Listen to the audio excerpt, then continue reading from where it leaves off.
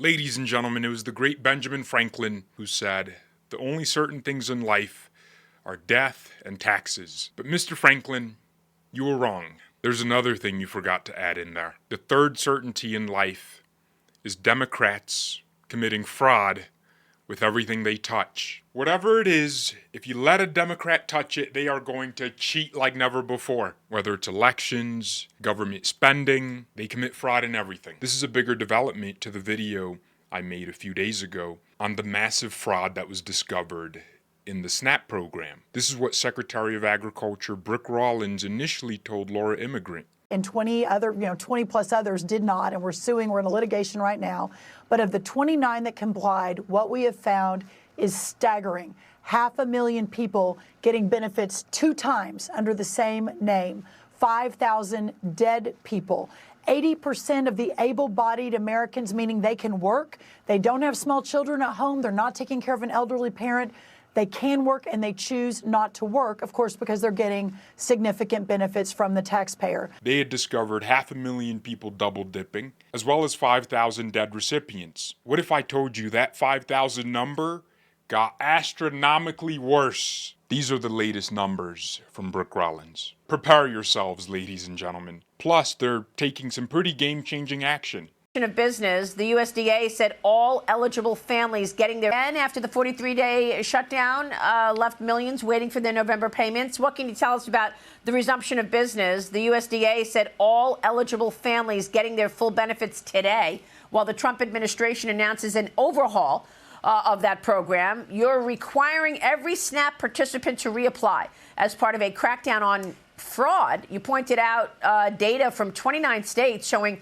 186,000 deceased individuals were still receiving benefits. 120 people under arrest for fraud so far. On top of that, New York requirements and a $186 billion budget cut also taking effect. 186,000. Maria Bartiromo just said that like nothing. 5,000 and 186,000 are drastically different. So what? Somebody died and their heirs started receiving their SNAP benefits? Secretary, what happened?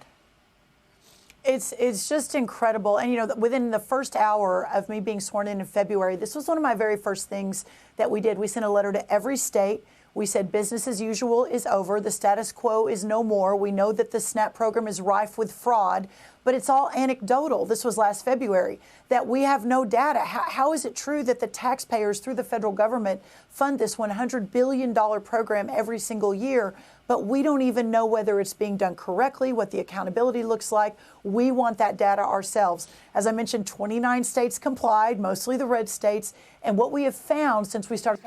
Okay, I don't know what the Fox News producers are smoking, but look who they're showing as the people that use SNAP benefits. The footage is supposed to represent the topic. I'm sorry, but this isn't what the average SNAP recipient looks like. This is friendly fire, but they usually have melanin skin. They're gonna have the, eyelashes, of course. They're gonna get their eyelashes did, and they're gonna have their nails did. That's what they look like. They don't look like that couple. Just had to point that out. Getting that data late spring of this year is just stunning. As you mentioned, 186,000 deceased individuals receiving benefits, 500,000 people getting more than 2 times the benefit. So they're getting it in one place and then they're getting it in another place. The same person.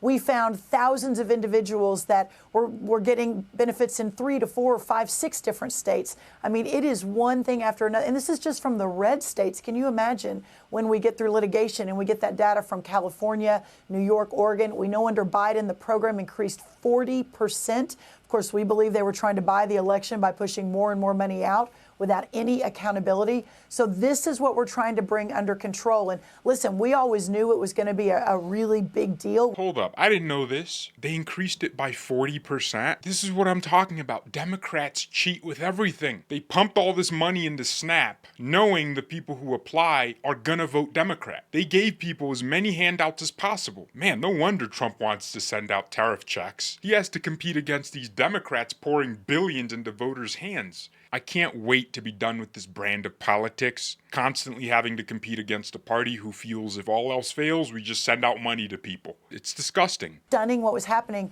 But what the shutdown did, that sort of unintended consequence of the Democrats shutting down the government over the last 43, 45 days, is that one of their favored programs is now in the eye of the average everyday American who says, this is not okay.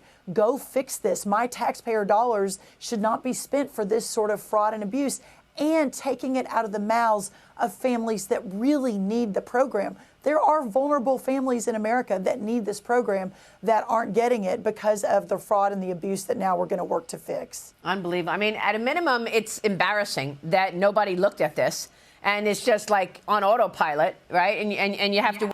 Well, Maria, it's not that they didn't look at it. It's more that it's functioning exactly as they set it up. If the fraud feels systemic, it's because it is. I would also say it's a massive dereliction of duty, not just from the last administration, but from Congress. How does this happen? It is absolutely remarkable. And I remember, Maria, going through the confirmation process. And when I did, and I had great conversations with all the Democrats on the Senate Ag Committee. I mean, I was voted 22-0 out of committee, so had really good conversations about the importance of this program.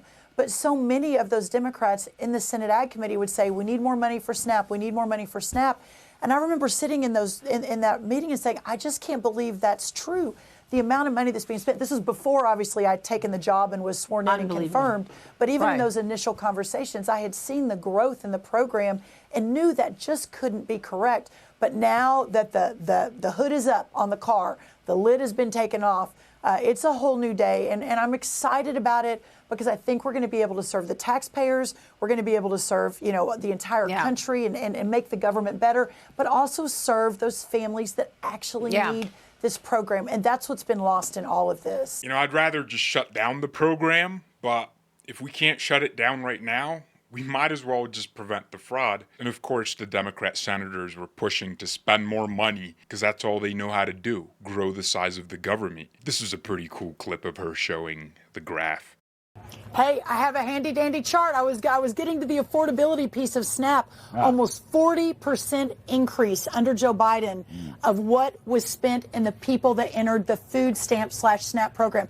That's 40%. Of course, they were working to buy the election. Me and Grok did this in the last video, pulling together all these numbers and making it easy to digest for everybody. You're welcome. I did most of the work. Grok just kind of, helped out a little bit. Look at this range, 5,000 deceased recipients to 186,000. That's not even a 10x multiple. That's like a 30x multiple. And that's only from the 29 red states that are cooperating. It's certainly much worse, and I'm going to keep you guys updated as these findings get released. 500,000 people double dipping, 226,000 fraudulent claims, almost 700,000 unauthorized transactions because of skimming, cloning, and electronic theft. Nearly 700,000 people have been removed. This one moves me the most, 118 arrests. The last video I made, I got a lot of comments from people saying, but where's the accountability? Where are the arrests? But I think most people just don't know that, a lot of people are getting jailed. A lot of people have been charged, and it takes time to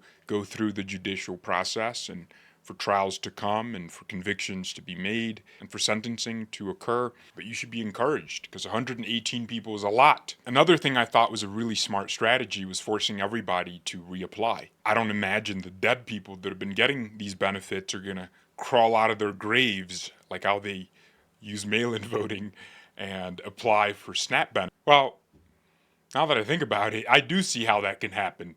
We live in this country. That's how it can happen. And we have Democrats. Okay, so maybe it's not a perfect solution, but it's a solution on top of all the other investigations taking place. What do findings like this demonstrate about the system? We're being cheated. We pay our taxes and we get defrauded. SNAP wouldn't be the worst thing in the world to me if there wasn't like a confirmed stereotype of SNAP recipients taking their benefits and selling them for cash.